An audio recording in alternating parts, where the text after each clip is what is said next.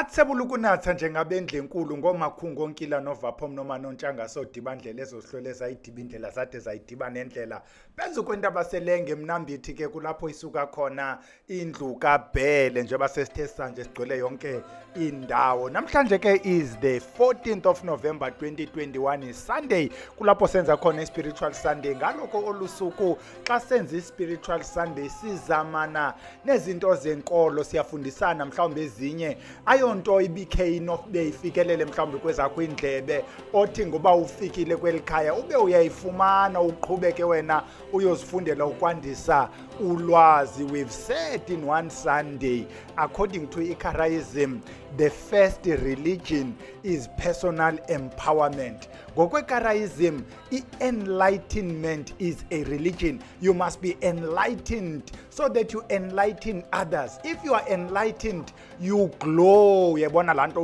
uyakhanya mntana omhle around wena. Ikhona indawo pha enkolweni ethi isibane masingafakwa phansi kwetafile, masibekwe lubala kuzokhanya yonke indawo. Sizama lonto ke namhlanje ke sincokola ngalento kuthiwa i-comparison between ubuKristu nobuMuslim. Zintoni abohluka ngazo? Sizawuza ke ngenye imini ngezinto abafana ngazo. Zintoni ezohlukayo kule nkolo yobuKristu kunale nkolo yobuMuslim? The intention ke mntana omhle kukuqabulula le nkwethu yokuba na wena kuba ukule yakho inkolo caba awufuni nova ngezinye inkolo, caba ungade ubabulala abantu balankolo kuba ngokunokwakho bengafananga noba bayaphila. We call it irreligious intolerance. Is a reason why there are wars in the world. Many wars are religious, including ezi wena ucimba zi-economic but with the religious undertones. Masingayitsali ke intshumayelo singene kuzo ezi comparisons.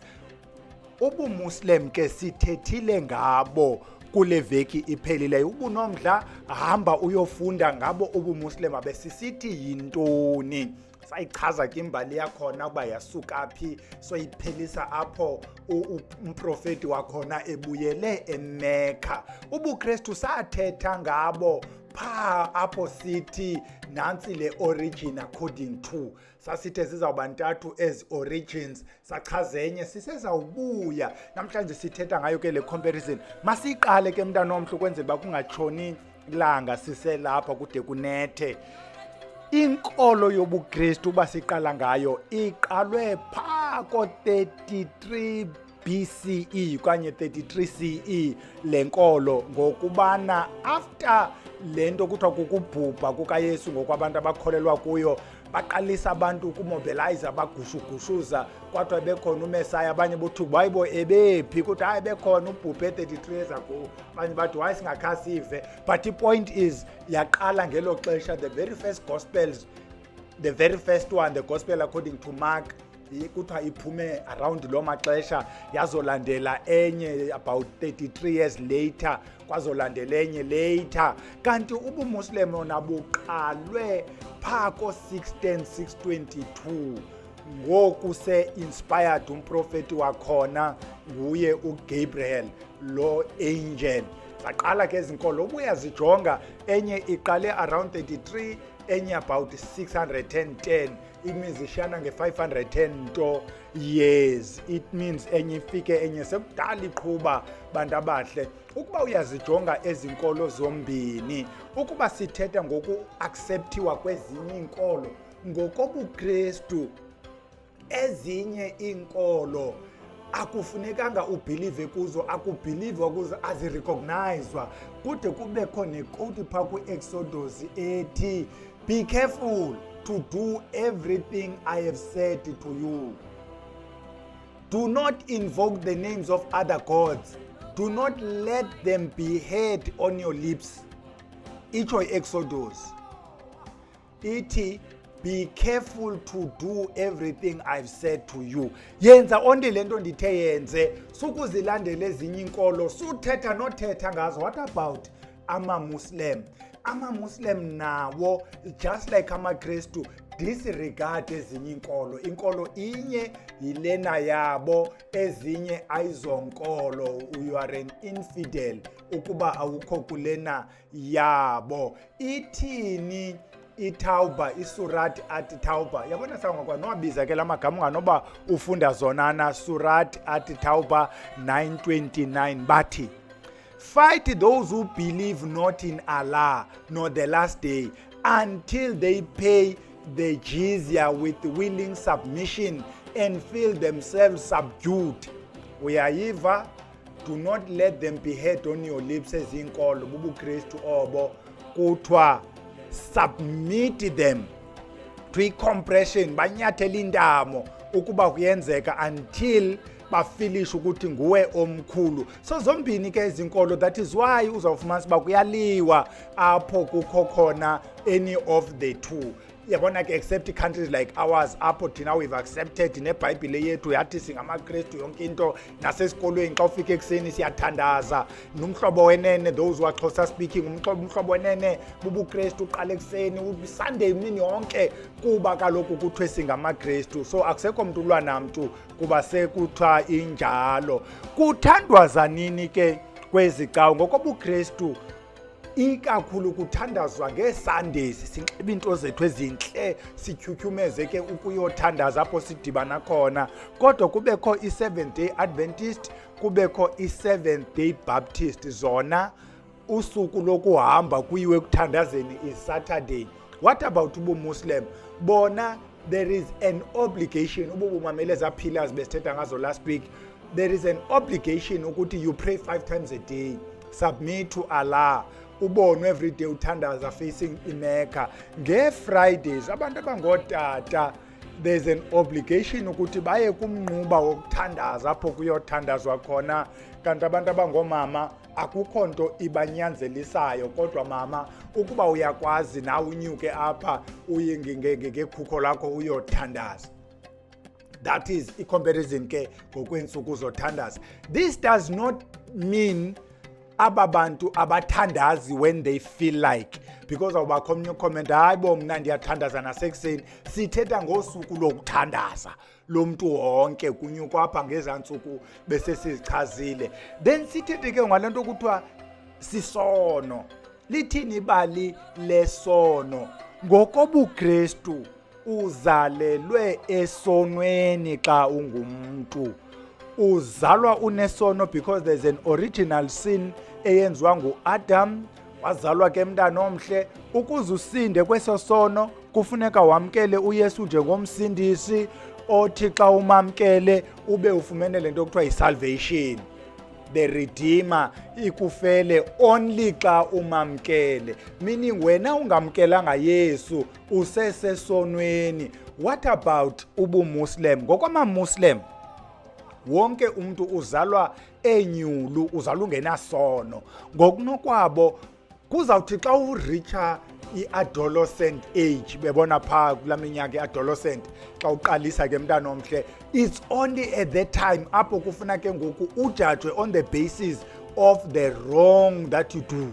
Ukuba wenza isono urongo ke ngoku uyaqalisa uku-accumulator isono, because when ukula age ngokobuMuslim you can tell wrong from right, yohluke ke kuba kweli cala lingaphayana mosisithi uzalelwe esonweni kude kubekho nento ethi ndiza kubuvelela ubugwenxa boyise konyana kwesesingaphi ngaphi isizukulwane yotshona ke ezantsi.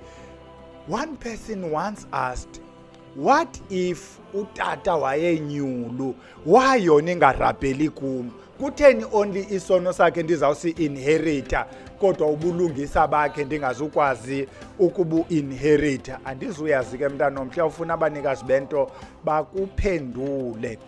What about i-belief in the Creator? NgokobuKristu there is one God. NgokobuMuslim there is one God. Kodwa imamelekele one God. NgokobuKristu there's one God who comes in a form of the Father, the Son, and the Holy Ghost is one God.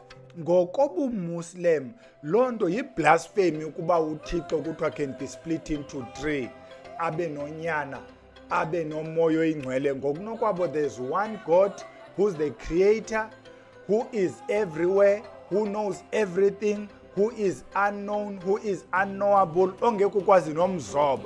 Akukho ne-representative yakhe esine-picture yakhe, not even the angels, not even the messengers. Asikwazi uba ne-pictures zabo bantu, because once you start to have i-pictures zabo ngokobu-Muslim is called i-idolatry, besilibizile mosela gama. Sidlule, what about i-life after death? Interesting ke wena mntu ufuna uyazi uba umhla wabhubha lithini ibali lakho, because ndijongile nje wena ingathi uyotsha esihogweni. NgokobuKristu sikhona isihoko kuwe wena mntu ongakhange wamkela uYesu, uphila ilife kayi-life as guided by uYesu. Ukubana wena uthe kwacaca, ikhona mosela ndawo ithi indlela zimbini, ikhona linde idlule emeveni imxinwa, then there's uYesu udlule, then kubekho lena ke ngoku itamzayo uhamba uyotshona apho uyakhona esihogweni. BubuKristu obo. NgokobuMuslim babelieve ukuthi ikhona i-judgment day nabo. Bona eyabo i-judgment day, the judge bathi ngumdali uAllah. You'll be judged bayiqala ke ngendlela that is nice, bathi ukuba zikhona izinto ezinhle ozenzileyo ngokubuphila, you'll be rewarded for each. Ukuba sikhona isono senzileyo, you'll be judged on the basis of isono ngasinye. Ngokunokwabo zikhona izono qomba noko singakuxolela ke kwesi isono, awuxoleleki kwesi. Bathi xa beyichaza uyakwazi noba ulicela uxolo, ayixolo Thixo bendingekho shonga lento ngoba beyichaza ngoba ndipha noko ndiyayibona ke ayixolo torhwana ayixolo.